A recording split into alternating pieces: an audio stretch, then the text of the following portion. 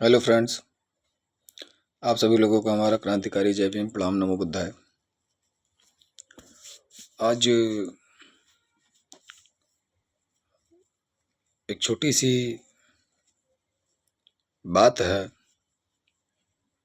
जो आप लोगों से कहने के लिए मैं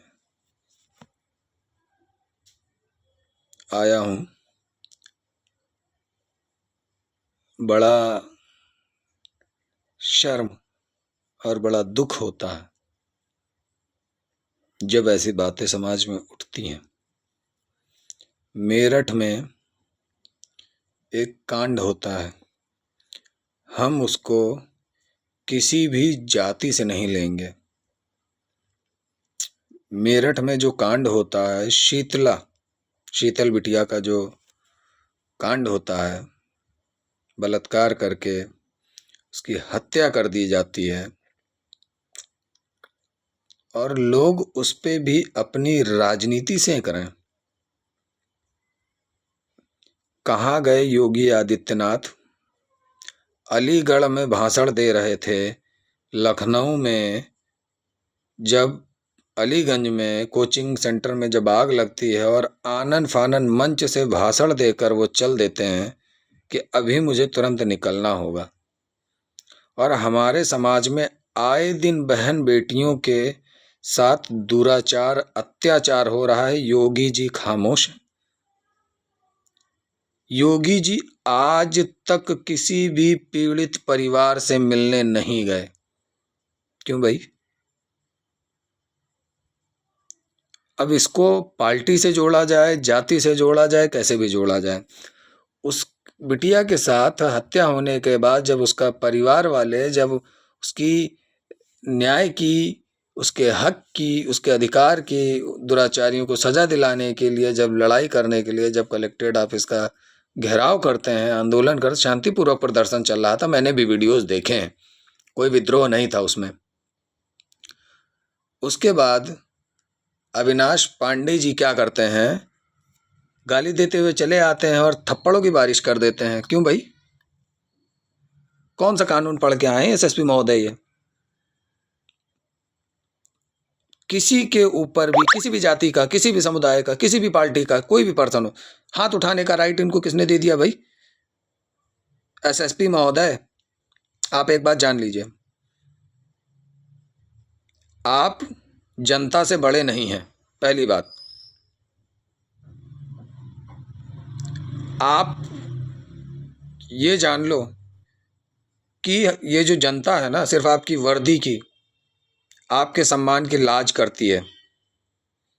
जिस दिन जनता आक्रोशित हो गई ना एसएसपी महोदय, हिसाब किताब सारा होगा।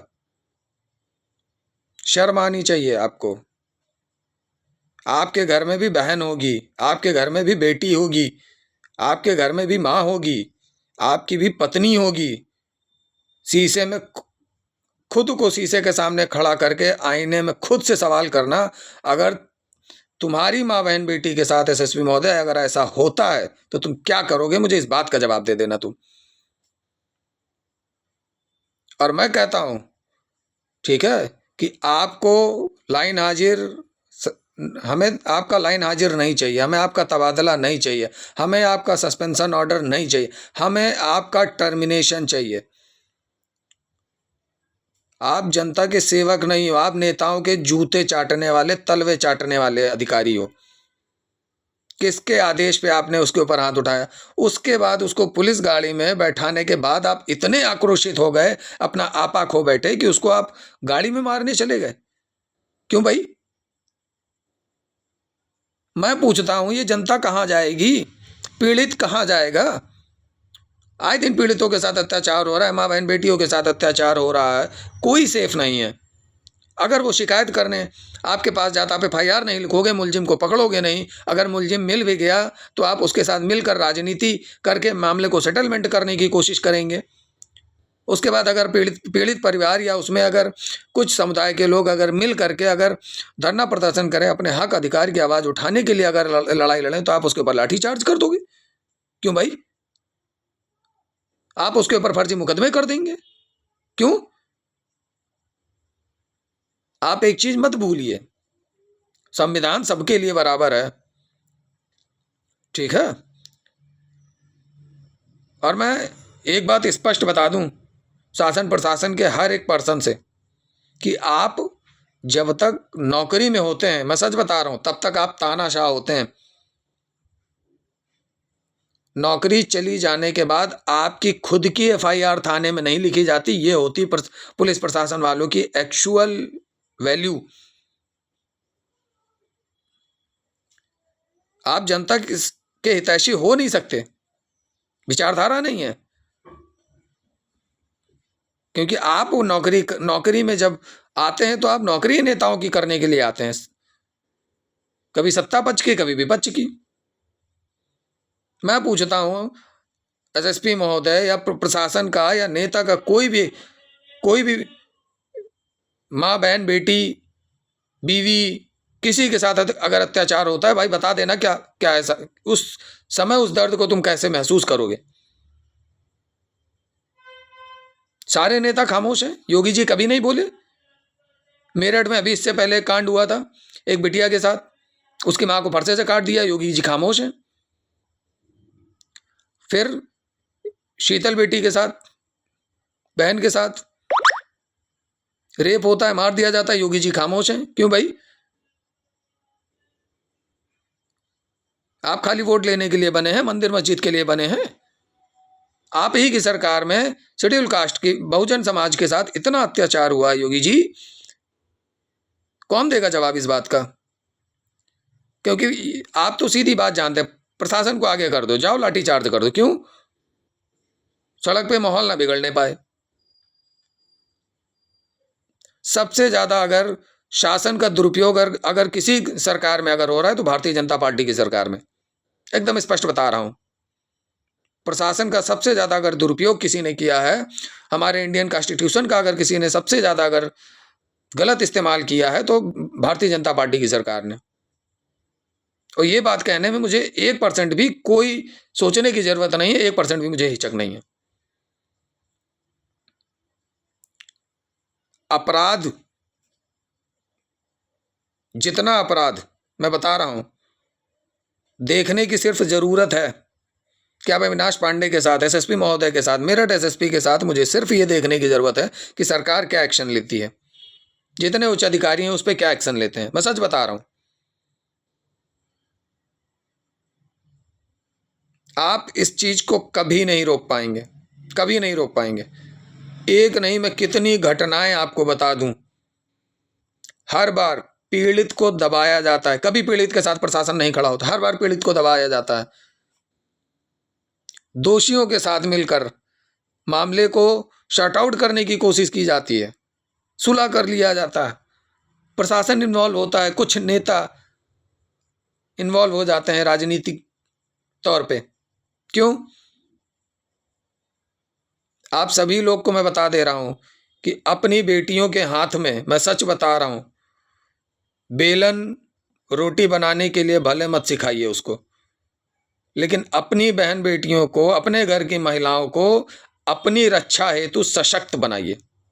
क्योंकि सरकार से 1% की उम्मीद करना गलत होगा। प्रशासन आपकी मदद करने नहीं आएगा, कोई आपकी मदद बहन बेटियों की नहीं करेगा। आप अपनी बहन बेटियों को खुद इतना मजबूत बनाइए कि अगर उसके साथ अत्याचार हो तो वो अपनी रक्षा स्वयं कर सकें। उसके लिए अगर किसी की जान भी लेनी पड़े तो अपनी बहन बेटी को इतना मजबूत बनाइए कि वो अपनी रक्षा कर सकें। इसके अलावा दूसरा कोई चारा नहीं है। क्योंकि जहां पर शासन प्रशासन भी हावी होने लगेगा, राजनीति भी हावी होने लगेगी, वहां पे आदमी मजबूर हो जाता है।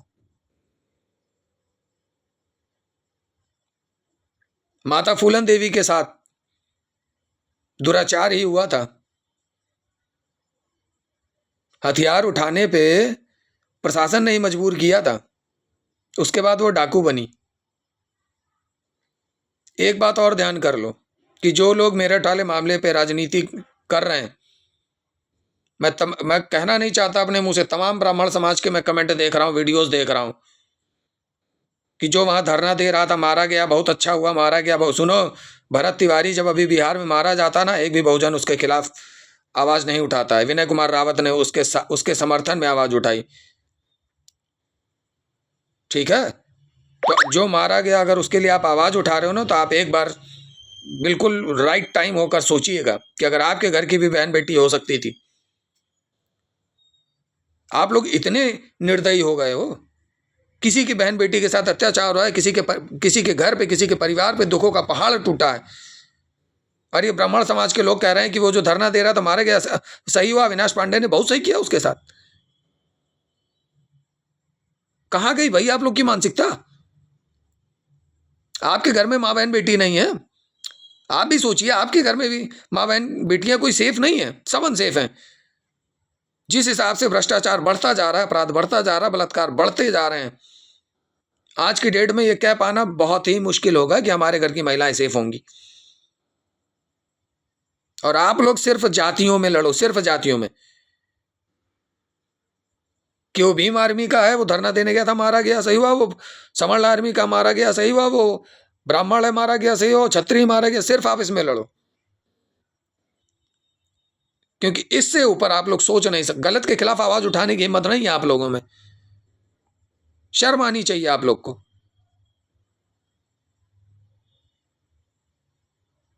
सिर्फ मुझे एक चीज ये देखने की जरूरत है कि मेरठ में क्या एक्शन होता है। आप बताओ ना, Congress party, Samajwadi party, Bharatiya Janata party और कितनी पार्टियां हैं बताइए आप।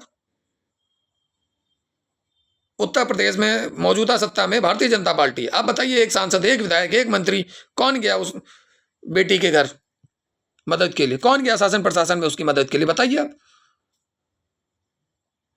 भीम आर्मी, अभी अगर मैं बोलूंगा तो आप कहेंगे ये भीम आर्मी का। भीम आर्मी, चंद्रशेखर आजाद वहां अगर जाते हैं, ठीक है, तो फिर उसको भीम आर्मी से जोड़ दिया जाता है।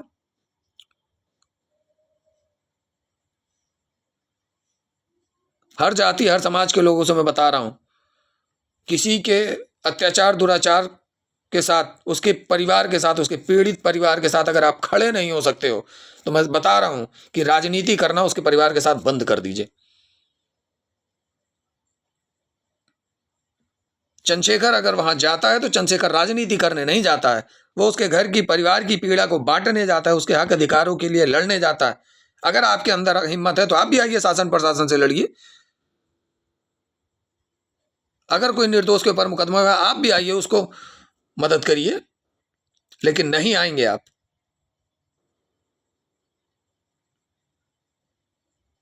विचार करिए, मैं सच कह रहा हूं। जितना समाज है, सभी लोग मिलकर एसएसपी महोदय का, ना ट्रांसफर चाहिए, ना सस्पेंशन ऑर्डर चाहिए, ना मुझे तबादला चाहिए, ओनली फॉर टर्मिनेशन। ऐसे लोगों का टर्मिनेशन चाहिए। अगर नहीं होता है तो एक विशाल आंदोलन होगा और भारी संख्या में हम लोग मेरठ पहुंचेंगे, क्योंकि लगभग बात करें तो 1.5 से 2 महीने, 3 महीने के अंदर ये दूसरी घटना है मेरठ की। फिर भी अगर प्रशासन खामोश है, नेता पक्ष के लोग, सत्ताधारी लोग अगर खामोश हैं, तो कुछ लोगों को निकलकर बाहर आना पड़ेगा। क्योंकि आज अगर हम बहन बेटियों की इज्जत के लिए भी अगर बाहर नहीं निकल सकते ना, और जो लोग राजनीति कर रहे हैं, शर्म करो यार। सच बता रहा हूं, शर्म करो।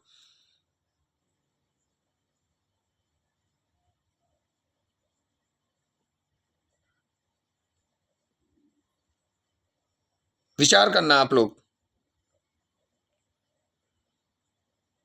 हमारे महापुरुषों की कुर्बानी व्यर्थ चली गई। मान्यवर कांशीराम की कुर्बानी व्यर्थ चली गई। हमारे ही समाज के लोगों के लिए मैं कह रहा हूं। मिस्टर अंबेडकर की कुर्बानी व्यर्थ चली गई, उनका संघर्ष व्यर्थ चला गया। उन्होंने तुमको कपड़ा भी दिया, उन्होंने तुमको कलम और किताब भी दी, हक और अधिकार भी दिया, लेकिन तुम सब गूंगे हो। हक और अधिकार के लिए लड़ना नहीं चाहते, सड़क पर निकलना नहीं चाहते। ऐसे महापुरुषों की कुर्बानियां व्यर्थ चली गई, मैं सच कहता हूं। क्योंकि जिसको गुलामी की आदत पड़ जाए ना, वो तलवे ही चाटेगा।